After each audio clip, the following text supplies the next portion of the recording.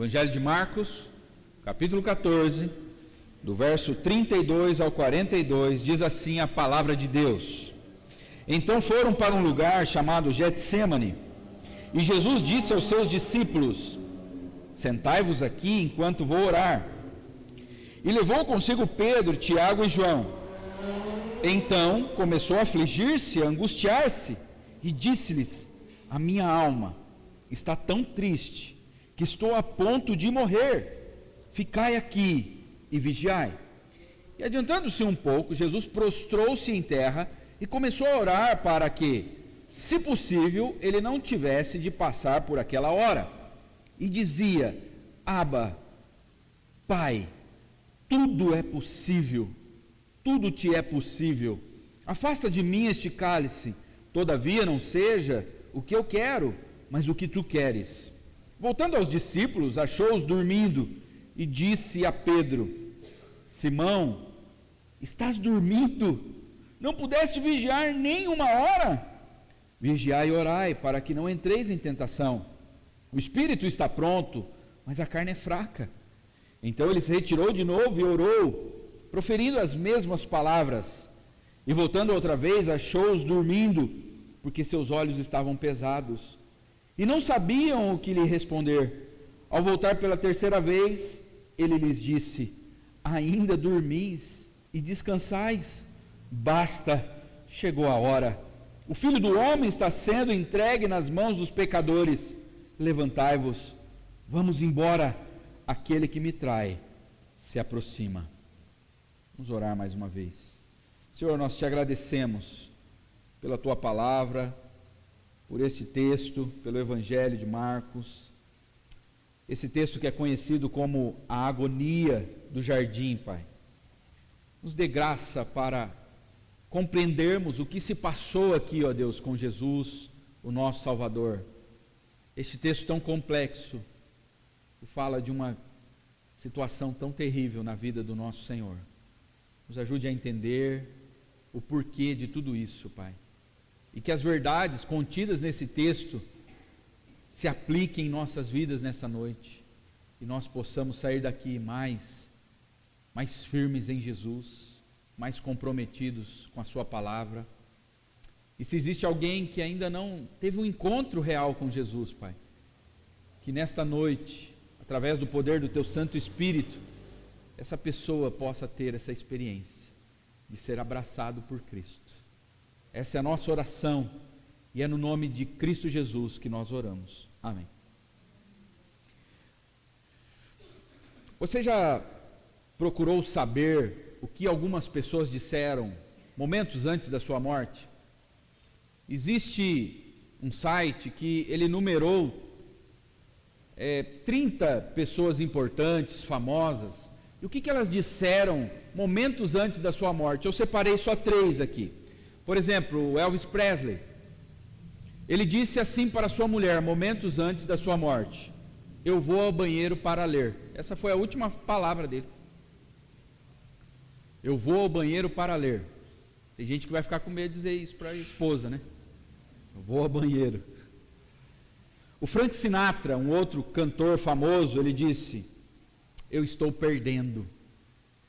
Eu estou perdendo. Era o sentimento de alguém que estava perdendo a batalha, estava chegando à morte. Leonardo da Vinci, na verdade eu separei 4. Ele disse: eu ofendi a Deus e a humanidade, porque meu trabalho não atingiu a qualidade que deveria.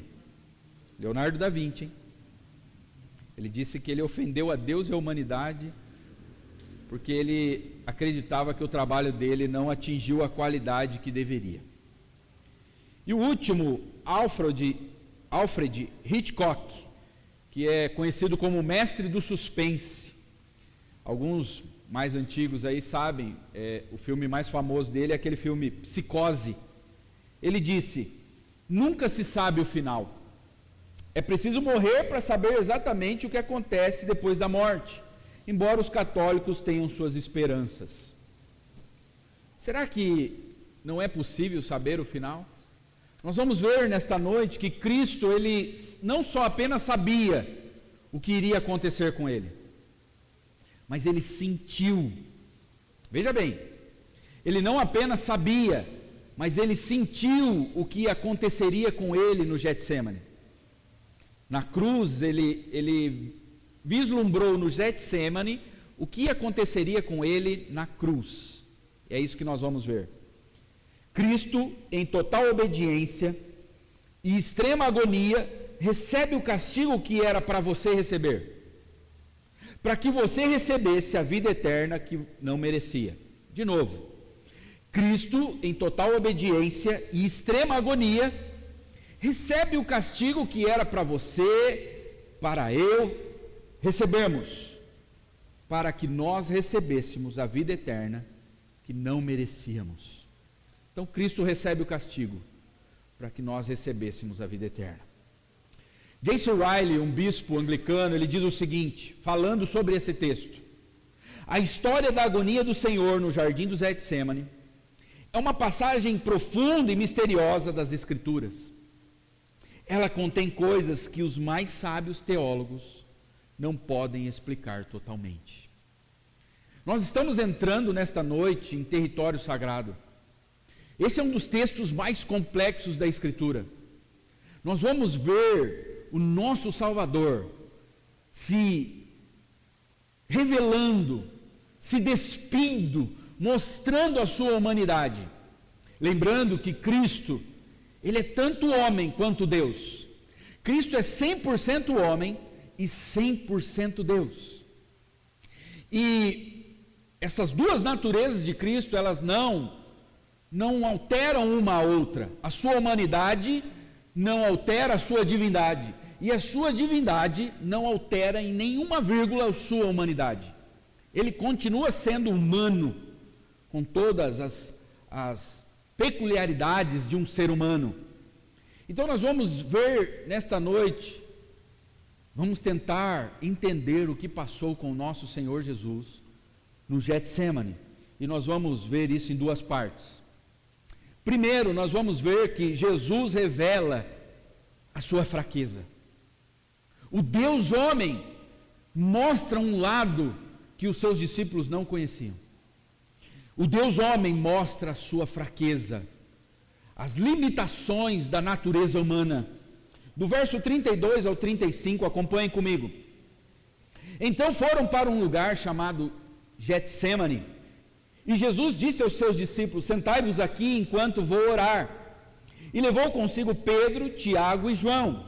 Então começou a afligir-se e a angustiar-se, e disse-lhes: a minha alma está tão triste que estou a ponto de morrer. Ficai aqui e vigiai. Adiantando-se um pouco, Jesus prostrou-se em terra e começou a orar, para que, se possível, ele não tivesse de passar por aquela hora. Jesus, ele sai do cenáculo, aonde ele estava com seus discípulos, aonde ele comeu a ceia com seus discípulos. E na semana passada, vocês viram, Jesus tratando com os seus discípulos, assim que ele sai do cenáculo, ele fala sobre a traição e o abandono que os seus discípulos praticariam. E em especial ele fala que Pedro o negaria 3 vezes. E agora ele vai para o jardim, um jardim que é chamado de Getsemane. A palavra Getsemane significa prensa de azeite. O Getsemane era um jardim onde tinha muitas oliveiras, onde dá as azeitonas. E aquele lugar era um lugar chamado de prensa de azeite. Se você não sabe, a azeitona, para que a gente tenha o azeite, a azeitona ela é prensada. E é muito interessante esse jogo que acontece aqui. Nós vamos ver que Jesus vai ser prensado agora no jardim do Getsemane. E diz o texto que ele começou a afligir-se e angustiar-se. Ele começou a afligir-se e angustiar-se. E ele disse: a minha alma está tão triste que estou a ponto de morrer. Nós vamos ver que Jesus orou 3 vezes. Nós vamos ver que Jesus se prostrou. E ele procura passar a agonia do jardim em comunhão com seus discípulos.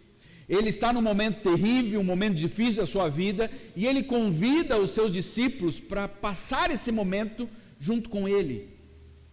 Jesus não quer ficar sozinho no momento de angústia, no momento de tristeza, no momento de pesar. E ele convida os três mais próximos, Pedro, Tiago e João, para estarem mais perto dele. E Jesus não esconde os seus sentimentos, ele não mascara os seus sentimentos. Um outro evangelista, João, falando dessa mesma passagem, narrando esta mesma passagem, olha o que ele diz em João 12, 27. Agora o meu coração está perturbado. E o que direi? Pai, salva-me desta hora? Não, eu vim exatamente para isto, para esta hora.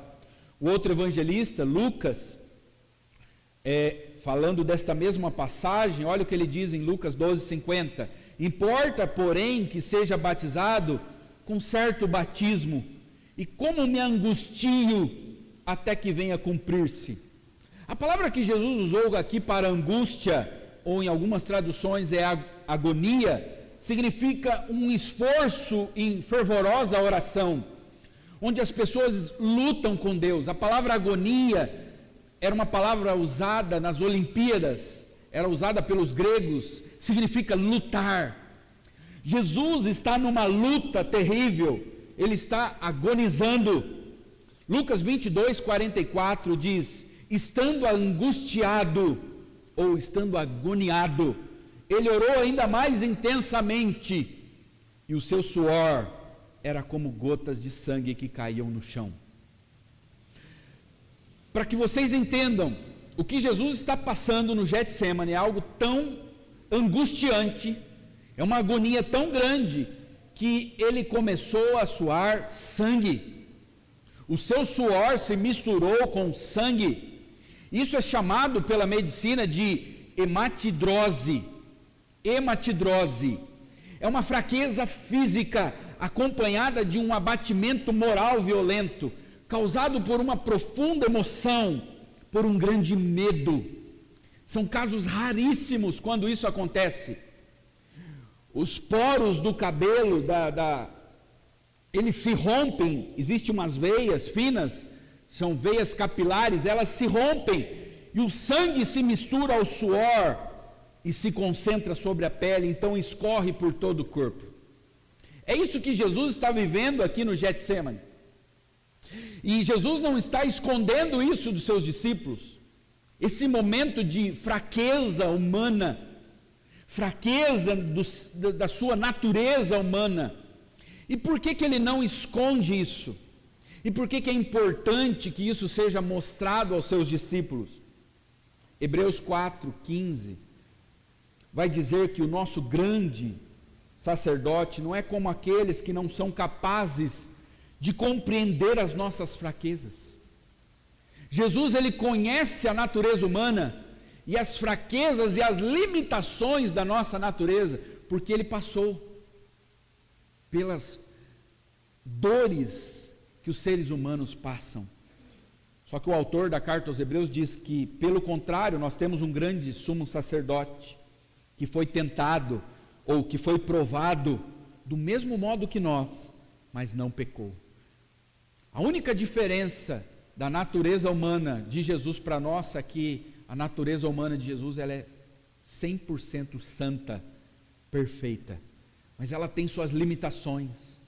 Jesus, ele fica abatido, ele treme diante da morte, ele sente pavor, ele soa sangue. Jesus não escondeu o seu momento de fraqueza, ele passou por uma agonia, ele ficou perturbado, ele ficou profundamente triste. Essa palavra profundamente triste também significa uma dor mental, significa que ele foi pressionado por todos os lados, como a azeitona, ela é prensada, Jesus estava sendo prensado, ele foi tomado de horror, de assombro, e ele não esconde isso. Nós somos ensinados através da nossa sociedade a escondermos nossas fraquezas, a escondermos nossas tristezas, e muitas vezes nós mascaramos as nossas fraquezas através da beleza, através da estética. Muitas pessoas se escondem através da sua beleza, escondem a sua fraqueza através da maquiagem, através das plásticas. É uma forma de mascarar o que está no coração. A gente não quer mostrar para as pessoas, então a gente está sempre bem arrumado, sempre bem maquiado, sempre bem perfumado, sempre bem penteado, principalmente no mundo artístico hoje, dos nossos dias. E os artistas, eles escondem as fraquezas através da beleza, e muitos de nós também, através das academias. As pessoas cuidam do corpo, têm um corpo bonito e mostram esse corpo para as outras pessoas, postam fotos no Instagram, no Facebook, nas mídias sociais, mas é uma forma de mascarar muitas vezes uma depressão, um sentimento que está ali escondido. Uma outra forma que as pessoas usam para esconder suas fraquezas é através do sucesso profissional. Elas apenas mostram o seu sucesso profissional. E elas associam, a nossa sociedade associa sucesso profissional a bem-estar. Se uma pessoa é bem-sucedida profissionalmente, se ela ganha bem, se ela está crescendo na empresa, se ela vende bem, se ela tem tido promoções no seu trabalho, as pessoas associam sucesso profissional a bem-estar emocional. E a gente sabe que isso não é verdade. Mas às vezes o sucesso profissional tem sido usado para esconder as fraquezas. Às vezes você pergunta para uma pessoa: como é que você está? Eu estou bem, estou ganhando mais. Não, mas você não perguntou isso. Mas é uma forma de esconder as fraquezas, as posses, o enriquecimento, a melhora econômica também em nossa sociedade está associado a bem-estar. Se uma pessoa ela tem muitas posses, significa que ela é feliz. Se uma pessoa tem muitas posses, significa que ela tem um bom equilíbrio emocional. Mas a gente sabe que isso é uma mentira. Quantas pessoas famosas se mataram? Pessoas que eram belas, que tinham sucesso profissional, que tinham dinheiro, que tinham uma boa família, que tinham bons filhos, que tinham um bom casamento. Eu poderia dar uma lista para vocês. Pessoas que ganharam prêmios e se mataram. E por que eles se mataram? E é interessante quando alguns mais próximos, nós não percebemos que ele não estava bem. Nunca imaginei que ele estava tão triste. Por quê? Porque essas pessoas se escondiam atrás do seu sucesso, atrás da sua aparência, da sua beleza, atrás das suas posses. E aí as pessoas mais próximas ficam horrorizadas. Mas como essa pessoa se matou? Nós nunca percebemos que ela estava passando por uma tristeza profunda. Ela era tão bem sucedida. Quando ela estava diante das câmeras, ela estava sempre sorrindo. Nós vamos ver isso na família. Quantos maridos não se abrem para suas esposas? Escondem. Porque nós fomos ensinados que homem não chora. O Frejá tem uma música, né? Homem não chora. Nós fomos ensinados desde pequenos a esconder as nossas fraquezas, principalmente para a esposa, para a mulher. Quantas esposas não se abrem para os seus maridos? Pais não se abrem para os seus filhos. Eu me lembro uma vez de aconselhar um casal. Eles estavam passando por uma grande crise financeira. Eu disse: olha, vocês têm que contar para o filho de vocês. Ele tem que participar dessa situação. Não, nós não queremos preocupar o nosso filho. Isso vai tirar o sono dele, vai angustiar ele.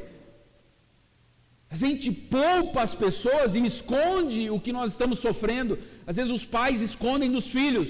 E aí os filhos crescem achando que os pais são super-homens, que eles não sofrem. E quando eles forem lidar com o seu sofrimento, eles não vão saber lidar. Quantos filhos não se abrem para os seus pais? E muitos adolescentes e jovens têm se suicidado. E os pais dizem aquela mesma coisa. Eu não imaginava. Como é que eu não percebi que o meu filho estava assim? Por quê? Porque o filho escondia. O filho escondia através de boas notas, através de um namoro, através de uma vida bem relacionada, mas ele tinha tantos amigos, ele tinha namorada, ele estava bem na escola e se suicidou? Como isso? Ele era bonito, ele era bem aceito diante dos seus amigos, das suas amigas. Idosos não se abrem, tem medo de falar dos seus medos, dos seus temores, tem medo de ser um estorvo para a família. E isso tudo, essa questão dos homens não se abrirem com as mulheres com os homens, os pais com os filhos com os pais, os idosos não se abrirem. E os idosos têm muitos temores. Salomão já dizia, ele disse, o fim da vida, gente, é cansaço, é enfado. Salomão disse isso, Eclesiastes 12. E muitas vezes a pessoa não esconde, não, está tudo bem, eu sou forte, eu estou animado. E isso tudo acontece por culpa da sociedade, que ensina através de filmes, novelas, músicas, ensina através da arte, que nós temos que esconder as nossas fraquezas. Isso é culpa também do ambiente que eu às vezes crio, onde a pessoa ao meu lado, ela não se sente segura. Às vezes a esposa não se abre com a gente, porque o marido, aí falando de nós homens, nós não damos espaço para que ela se sinta segura. Ela tem medo de ser julgada, ela tem medo de ser oprimida, se ela contar o que ela está sentindo, o sentimento de tristeza. E aí ela fica guardando aquilo, acumulando, e aí fica doente, emocionalmente e fisicamente. E o mesmo os filhos, a gente não cria um ambiente para que a exposição de nossas fraquezas possa acontecer, onde os filhos se sintam seguros de contar os seus medos e temores, onde os idosos tenham segurança de contar para a sua família os seus medos, onde as esposas se sintam seguras, onde os homens, que são ensinados desde pequeno que eles têm que ser fortes, que eles não podem chorar, e nós estamos aqui diante do homem mais perfeito que pisou nesta terra, o homem mais perfeito, o maior exemplo de homem. Ele não escondeu as suas fraquezas, e o pior é quando isso acontece na igreja, quando nós escondemos nossas fraquezas na igreja, através de uma falsa espiritualidade. Nós oramos bonito na frente de todo mundo, para que as pessoas vejam que a gente está bem, e lá no fundo a coisa está feia, está tudo negro, mas por conta de um triunfalismo, onde nós somos ensinados, olha, crente tem que estar sempre em vitória. Você não pode dizer, mesmo que você estiver passando por um momento ruim, se alguém perguntar para você, sabe o que você tem que dizer? Não, está tudo bem. Não foi com Cristo que nós aprendemos isso, irmãos. Cristo não disse no Getsemane que estava tudo bem. Ele disse, eu estou tão triste que minha tristeza pode me levar à morte. Essa falsa imagem de que o crente tem que ser forte, poderoso, pastores, super-homens, onde o pastor não tem espaço também para falar que não está bem. Porque se ele falar que não está bem, algum já vai pensar, aí o pastor deve estar, não está orando, e às vezes não está orando. Um ambiente onde o pastor ele tem que sempre mostrar que ele é um superstar da fé. E isso não pode acontecer no nosso meio, irmãos. O nosso ambiente eclesiástico, o nosso ambiente de igreja, ele tem que ser um ambiente propício onde a gente possa se expor, onde a gente possa falar das nossas lutas e das nossas dificuldades, onde o pastor ou o membro, ele tenha tranquilidade de dizer: irmão, eu não estou bem, eu estou tendo uma luta com alguns pecados, eu estou tendo algumas dificuldades, eu estou desanimado para orar, eu estou desanimado para ler a palavra de Deus, eu estou desanimado para ir ao culto. Nós temos que criar um ambiente onde as pessoas possam chorar, porque a Bíblia diz: chorem com os que choram. Mas como é que nós vamos chorar com os que choram se ninguém quer chorar? A Bíblia diz: levem as cargas uns dos outros, mas a gente esconde as nossas cargas. Hoje eu peguei alguns na porta aí, está tudo bem? Está firme na rocha?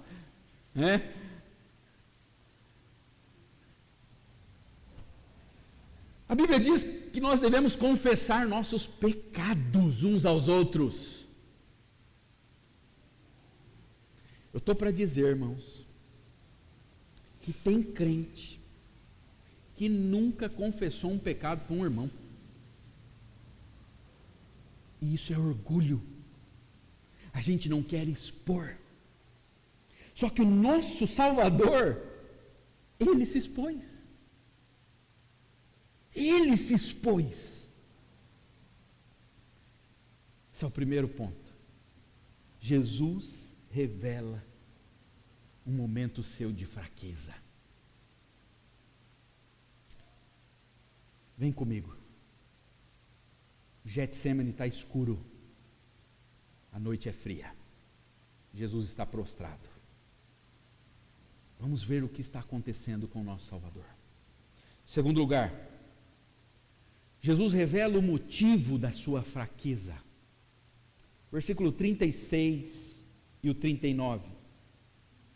E dizia: Abba, Pai, tudo te é possível, afasta de mim este cálice, todavia não seja o que eu quero, mas como tu queres. Então ele se retirou de novo e orou, proferindo as mesmas palavras.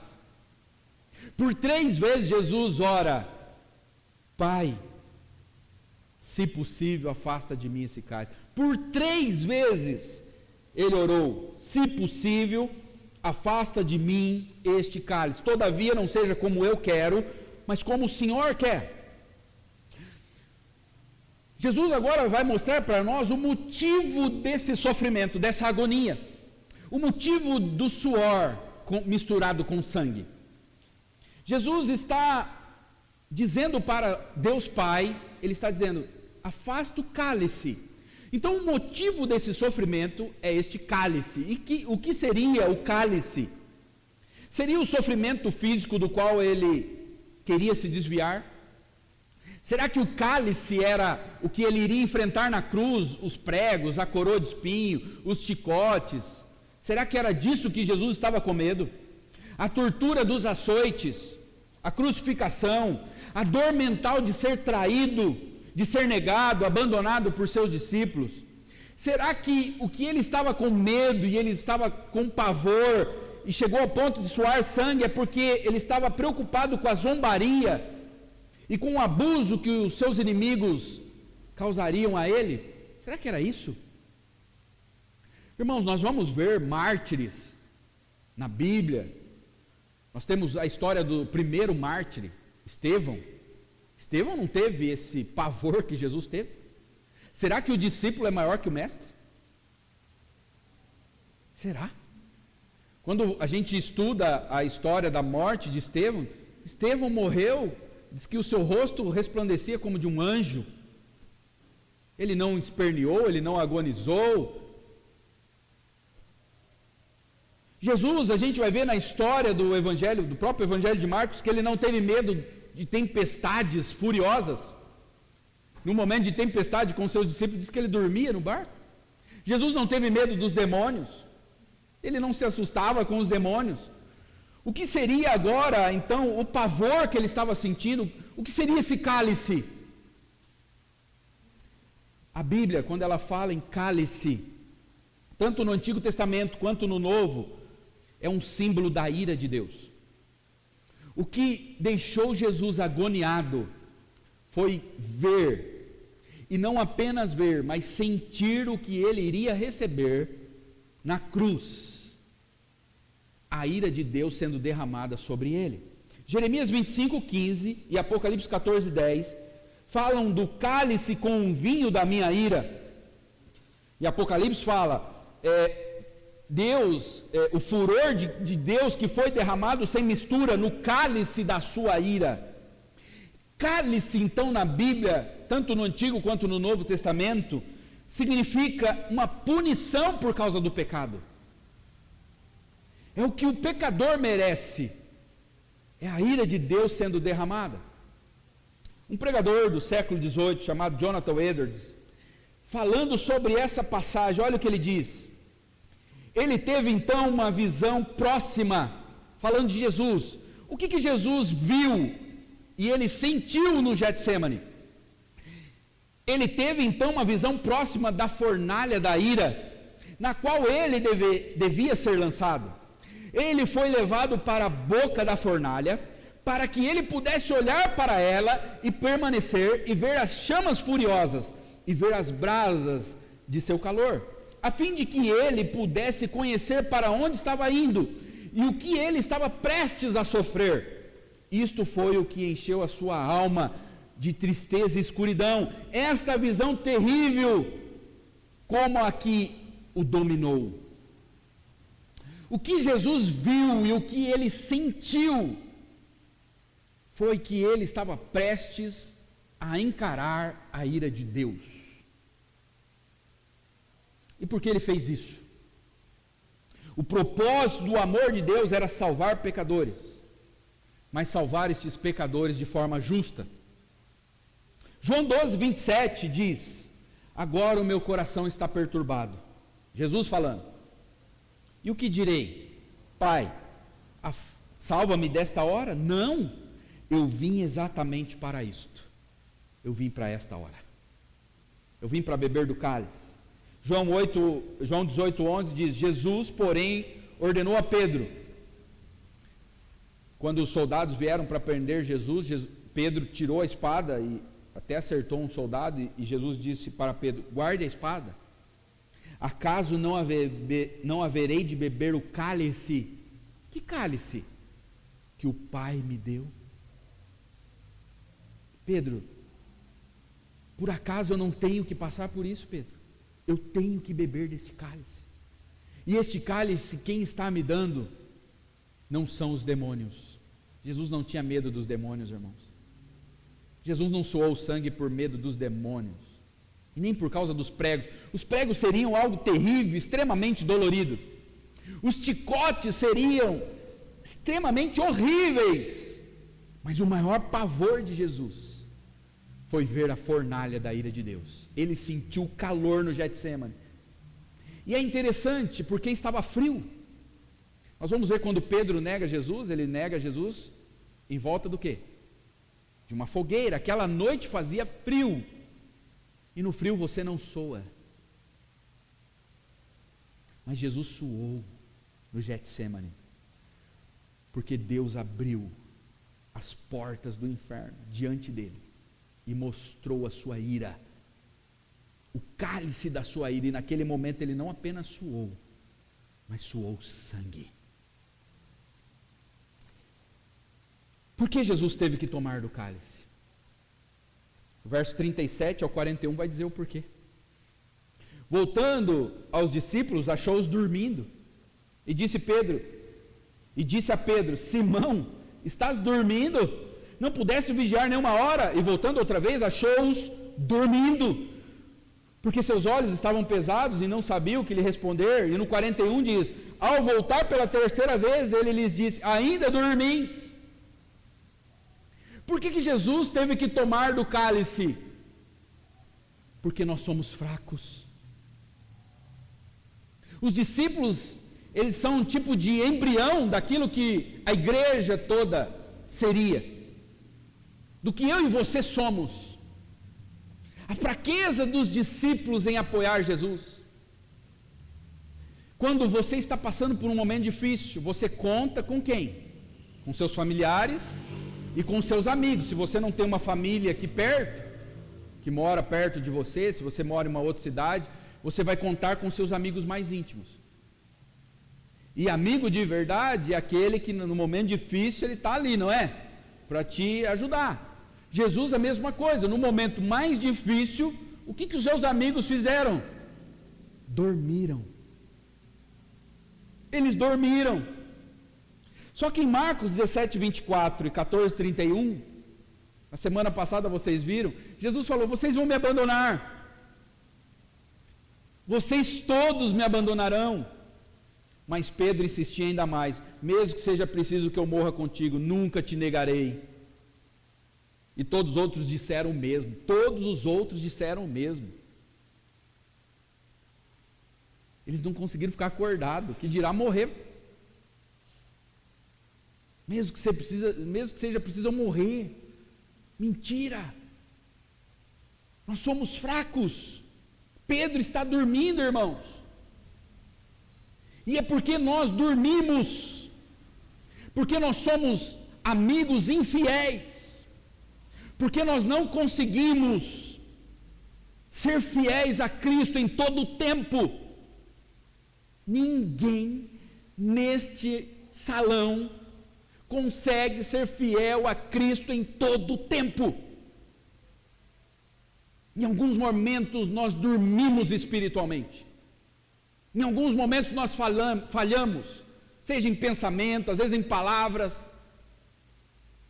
Nós falhamos. Seus amigos mais íntimos não puderam estar com Jesus. Eles falharam. Nenhum de nós aqui é melhor que Pedro, Tiago e João. Ou você acha que você é mais crente que eles? Não é. Eles são uma amostra daquilo que nós somos. Então Cristo, porque nós somos assim, porque nós somos falhos, porque nós não somos fiéis em todo o tempo, então Cristo tem que tomar o cálice. Ele tem que beber em nosso lugar. E o cálice mostra a gravidade do nosso pecado, a gravidade do teu pecado. Karl Menninger, um psiquiatra americano, ele escreveu um livro e diz: o que foi feito do pecado? Ele diz: sente-se a falta de qualquer menção de pecado. A nossa sociedade está todo o tempo tentando mostrar que a gente não é tão ruim. Pior é quando isso entra para dentro das igrejas. Sente-se a falta de qualquer menção de pecado. Essa palavra já não esteve na mente de todos. Essa palavra já esteve na mente de todos, mas agora poucas vezes se ouve. Será que isso significa que o pecado não faz mais parte de todos os nossos problemas? Se a gente não está falando tanto do pecado, significa que o pecado então sumiu, a gente não peca mais? Será que é isso? Será que ninguém comete pecados? Para onde deveras foi o pecado? O que aconteceu com ele? E ele continua dizendo: muitos pecados antigos têm se tornado em crimes. Não é pecado, ele cometeu um crime. De modo que a solução passou da igreja para o Estado, do sacerdote para o policial, ao passo que outros se dissiparam em doenças. Não é pecado, ele é doente. Não estão falando agora da pedofilia, é isso? Ou pelo menos nos sintomas de doenças, de forma que nesses casos o tratamento substitui o castigo. Não, ele não precisa ser disciplinado, ele precisa de um médico, psicólogo. É disso que ele precisa, sabe o que é? Ele não é pecado, ele tem um problema. Nossa sociedade diz que nós não somos tão maus como a Bíblia nos diz que somos. Alguns dizem: sabe o que é, pastor? Eu tenho um probleminha. Não é que eu tenho um pecado, uma luta, uma inclinação, eu tenho um probleminha. Mas o cálice que causou tormento em Jesus Cristo, o Filho de Deus, era o cálice da ira de Deus. Contra quem? Contra nós. Você quer ver a gravidade do teu pecado? Olha para o Getsemane. Você quer ver quanto o teu pecado é grave? olhe para o jardim do Getsêmani e veja o teu Salvador prostrado e suando em agonia. Ele suou por causa de quem? Por tua causa, por minha causa. Se os discípulos dormiram, abandonaram, negaram, você quer dizer que você é mais crente que eles? Se os discípulos dormiram, fugiram todos, e teve um que negou, você é mais crente que eles? Você quer saber o quanto seu pecado é grave? Olhe para o Getsêmani, olhe para a angústia, olhe para o pavor, para a tristeza, para a agonia, para o suor de Cristo. Versículo 36, e dizia: Abba, Pai, tudo te é possível, afasta de mim esse cálice. Todavia não seja o que eu quero, mas o que tu queres. Deus, se existe um jeito de salvar esse povo sem que eu enfrente os horrores da tua ira, se existe um jeito de salvar esses irmãos, esses discípulos que são preguiçosos, que não conseguem ficar acordado 1 hora, mas se é na Netflix, aí fica. Se é no cinema, não dorme. Se é numa festa, não dorme. Mas para orar com o Salvador, dormiram tudo. Na hora da ceia lá da Páscoa, ninguém dormiu. Vinho bom, cordeiro assado. J.C. Ryle, mais uma vez, ele diz: por que Jesus enfrentou tudo isso? Foi o senso de um indizível peso, o peso dos nossos pecados e transgressões. Por que Jesus orou: Pai, se é possível, afasta de mim esse cálice? Foi por causa dos nossos pecados e transgressões, que naquela ocasião estavam sendo lançados sobre ele de maneira toda especial. Ele estava sendo feito maldição em nosso lugar. Ele começou a levar sobre si nossas tristezas e as nossas dores, de acordo com a aliança que ele viera cumprir nesse mundo. Aquele que não conheceu pecado estava sendo feito pecado por nós, 2 Coríntios 5:21. Essas foram as razões para a sua profunda tristeza. Existe alguma forma de salvar sem que eu beba do cálice, sem ser pela substituição, a morte substitutiva? A gente leu isso hoje no catecismo. Como que o homem pode ser salvo? Através da morte substitutiva. Jesus toma o nosso lugar, e não apenas o nosso lugar, a nossa punição. Ele bebe o cálice que era para nós. Existe alguma forma, Deus? Esta é a oração de Jesus. Existe algum meio de salvar esse povo sem ser pela substituição? E Deus diz: não. Não tem jeito de salvar esse povo, porque esse povo, eles são fracos, eles são incapazes de salvar a si mesmos. Eles traem, eles negam, eles fogem, eles dormem quando eram para estarem acordados. Então qual é a resposta de Jesus? Versículo 41 e o 42, ele diz: então, se não existe outro jeito, ele disse: basta, chegou a hora, o Filho do Homem está sendo entregue nas mãos dos pecadores, levantai-vos, vamos embora, aquele que me traz se aproxima. Não tem jeito, então chega. Jesus se levantou, e agora ele está indo rumo à cruz. É sexta-feira de madrugada, algumas horas depois, Jesus será pendurado no madeiro.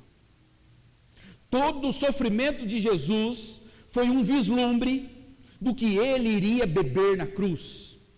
Ele não apenas visualizou, olha só, ele não apenas viu o que aconteceria com ele, mas ele sentiu.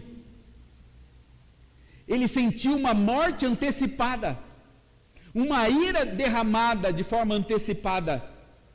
Um outro pastor chamado John MacArthur, ele diz: nosso Senhor conquistou a vitória, derrotou o príncipe do inferno, está coberto de suor com sangue, em sua bendita face, suas roupas encharcadas, mas ele é sangrento e inflexível.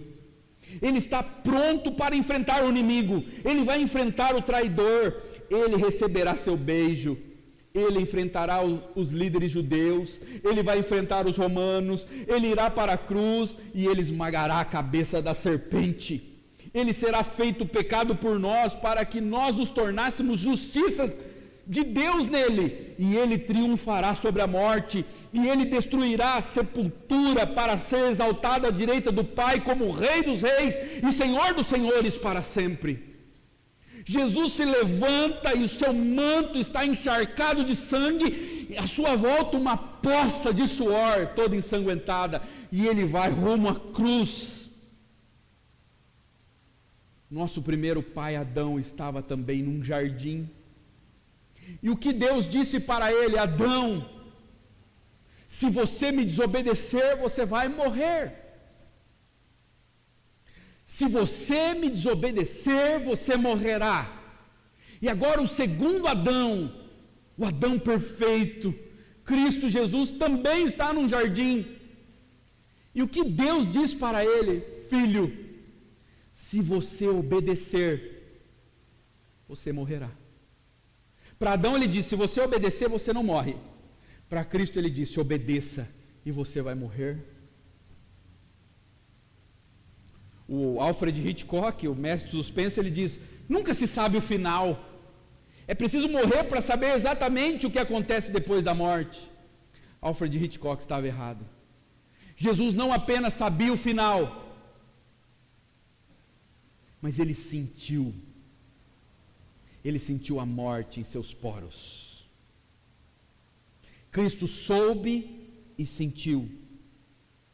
Em meio ao perfume daquele jardim, o jardim do Getsemane. Esse jardim existe até hoje. Em meio ao perfume do jardim, Jesus sentiu o cheiro da morte.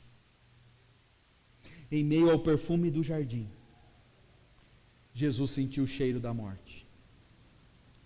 Cristo sentiu o gosto amargo do cálice da ira de Deus. Por quê? Por quê? Para que você pudesse beber do cálice da graça. Cristo bebeu da ira para que hoje nós pudéssemos beber da graça. Salmo 23, versículo 5 diz: preparas uma mesa na presença dos meus inimigos, unge-me a cabeça com óleo, e o meu cálice transborda. Cristo vai rumo à cruz, e ele bebe até a última gota do cálice da ira de Deus, para que você pudesse, sem merecer, pela graça, beber do cálice da graça. Cristo sentiu o cheiro da morte. Cristo não apenas sentiu, Cristo não apenas anteviu, mas ele sofreu a morte em seu corpo, para que você pudesse ter vida hoje. E ele te chama: beba do cálice da graça. Beba do cálice da graça, de graça. Pode beber. Eu comprei este cálice para você. Ele custou o meu sangue. Eu bebi o cálice da ira, para que você tivesse à disposição nesta noite, de beber do cálice da graça. Você consegue ver uma mesa diante de você? Você consegue vislumbrar um cálice transbordando?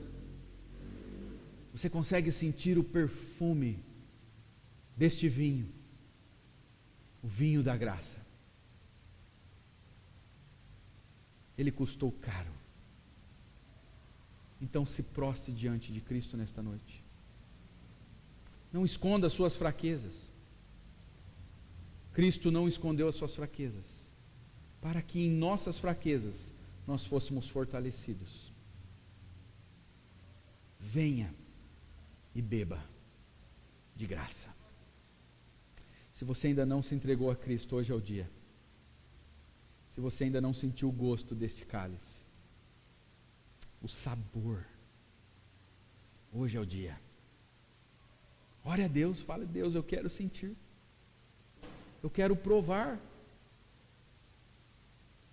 O salmista diz: provai e vede, provem e vejam que o Senhor é bom. Não deixe para outro dia, faça isso hoje. Vamos orar.